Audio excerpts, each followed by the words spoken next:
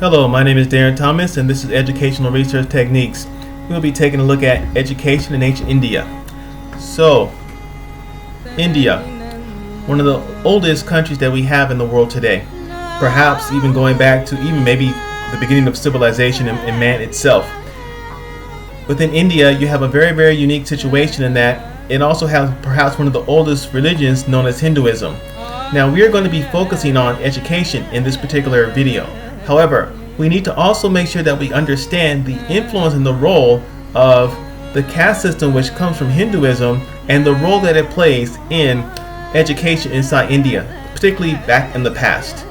So, traditionally, there are 4 castes, perhaps 5 if you count the last one, which we will talk about in a moment, but there are 4 main castes in India, and they are as follows.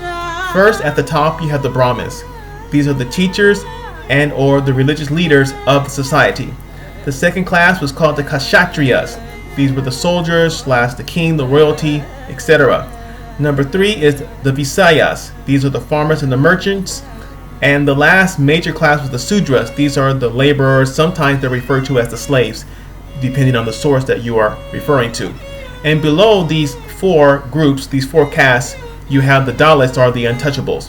These were the people who did the worst, most degrading jobs in society, and they were looked down heavily throughout ancient India's past. This system that we've been talking about, this caste system, was highly rigid. There was no moving between castes. Whatever caste you were born into, you died. Now, over the years, the rigidness of this caste system has changed a little bit, and it's not quite as strict. However, this still makes up a significant part of the worldview of the typical Indian that you might meet. As an example, I was speaking with a friend of mine who was from India. She's much older. This is a previous generation, probably in her 70s. And she mentioned that she was from the Kshatriya caste, and her husband was from the Brahmin class. Now, traditionally, people from different castes did not marry. And so, when they got married, people were a little surprised and nervous because the background of my friend was Christian. She was Christian, and of course her husband was Christian, so the caste system does not have as much of a strong influence often when people change to a different religion. However, because this caste system was such a strong influence in their worldview and how they lived and grew up, many people were concerned about them marrying someone from a different tribe. It was, a superstitious reaction, if you will. And so she shared this story with me to help me to understand the strength and the power of the caste system even now into the 21st century. And so, having said that, we need to look at how this is influencing the educational system. Now, as mentioned earlier, it was the Brahmins who were the teachers. This was the only caste that was allowed to teach, essentially. Of course, there may have been exceptions. However, it was primarily the Brahmins' responsibility to teach and to share knowledge with the other castes. No matter what caste you came from, it was expected that a Brahmin would teach your children. And so, the primary responsibility of the Brahmin was to reinforce the caste system and to make it clear, of course, that the Brahmins were on top. In other words, education played a strong role in the socialization process and maintaining the current structure of the society. In addition to this, the children would learn from their parents the importance of being polite, patient, and showing modesty. So this is something they would learn before they would go into school with the Brahmins. At the actual school with the Brahmins, they primarily would study a very basic education, the 3 R's. So reading, writing, and arithmetic, as we like to say in the West. At the university level, which was reserved only for the Brahmins, because they were going to be the ones who would go out and teach, they would study things such as grammar, math, history, poetry, philosophy, law, medicine, and of course, astronomy, looking at the stars. And so, for the other caste systems, once they completed the basic education that was provided to them by the Brahmins, they would often go off and study more practical things, technical training. So the Kshatriyas maybe, and perhaps the Visayas would study about government, leadership. The Kshatriyas, of course, would study about military affairs, etc. And of course, for those who are more into the mercantile trade, they would study about how to manage a business. Something that was often commonly missing from education in ancient India, maybe even perhaps today, it's not clear, is the ideal of physical education. This was something that was not emphasized. It was not considered all that important. For whatever reason, we can continue to speculate, but that was a reality for young people at this time, that the ideal of physical education was not that important. Of course, this is different, of course, if you're familiar with like Athenian or Spartan education, which put a heavy emphasis on training the body and the aesthetics of the body, etc. Now, generally, children would go to school around the age of 6 or 7.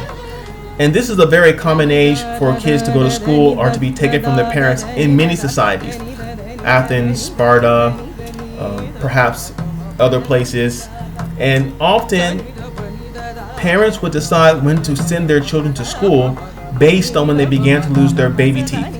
And so again, it is very common for children to begin losing their teeth in their 6th or 7th year. And this was a sign, a natural sign to the parents that the child was no longer a baby and that it was time to begin studies. And so the child would go to school from the age of 6 or 7. They would study that basic education, and then if they were a Brahmin, they would continue and go off into university. Women normally did not go to school for very long because their primary role was to provide support to the home, and so they might get some rudimentary education and then move on from there.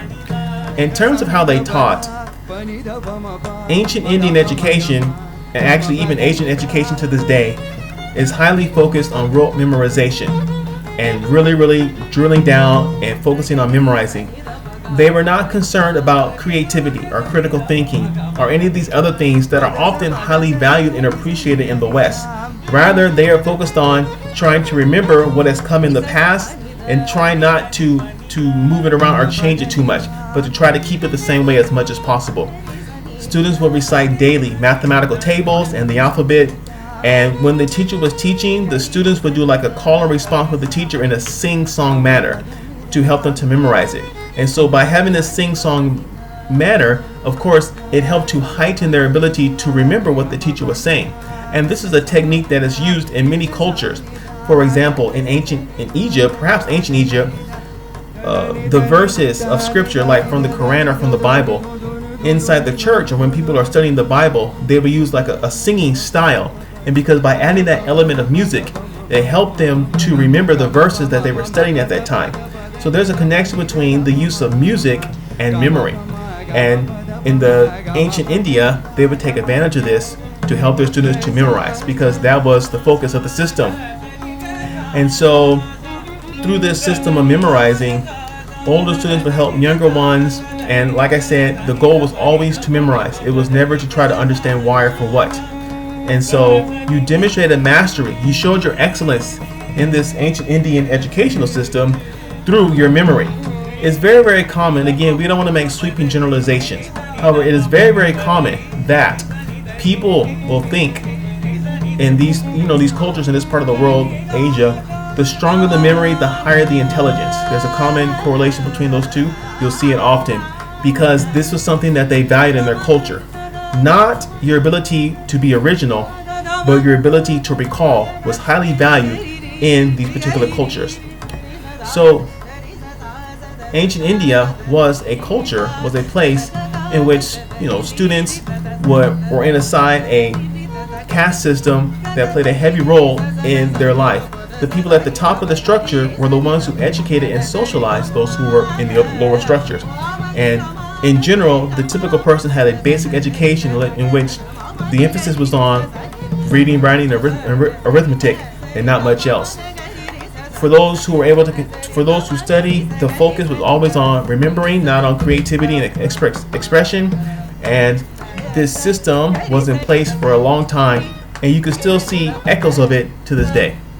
So, my name is Darren Thomas. This is Educational Research Techniques. Thank you for watching our video on education in ancient India.